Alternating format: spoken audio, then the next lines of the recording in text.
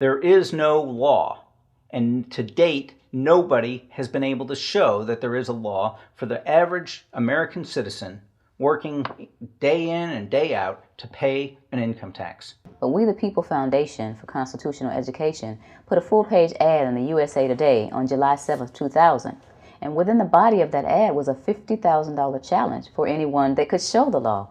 And to me, $50,000 is a lot of money. So I went after that and did the research based on the fact that I thought, let's put this baby to bed. I'm hearing all these rumors. I'm going to kill two birds with one stone. I'll answer these people's questions that are asking me, and then I'll win this $50,000. And, based on the research that I did throughout the year 2000 and that I'm still doing, I have not found that law. I've asked Congress, we've asked a lot of people in the IRS commissioners, helpers.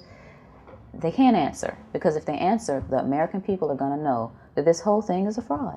There is no law that requires the average American worker in the private sector to pay a direct, unapportioned tax on their labor and compensation for services. There is no law. I really expected that, of course, there's a law that you can point to in the law book, the code, that requires you to file a tax return. Of course there is. Maybe I don't know what it is right then as he was speaking to me, but sure. So naively, I agreed to go off and research it and get back to him.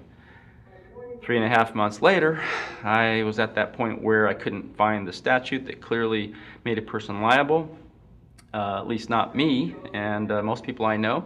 And I had no choice in my mind except to resign. I had to leave the IRS because I presented evidence that I had accumulated indicating that the agency was violating the law and violating people's rights. And I asked the agency for a response to my sincere concerns. And the answer I got was that they would not respond to my concerns and that they would provide me with the paperwork necessary to tender my resignation. You can look through the statutes and look for the law that requires you to pay. And when you do that, you can't identify a law that requires the average person in America who earns a wage and works in private business to pay an income tax. American citizens, along with the foundation, have been asking the IRS to specifically provide them with the underlying legal foundation upon which they administer and enforce the personal income tax laws in our country. At the national level, when people would attempt to contact somebody of a much higher authority, say the commissioner, same kind of thing. They would get answers that were in effect non-answers. You have to understand that an agency which will unlawfully impose a tax that doesn't exist is not going to care.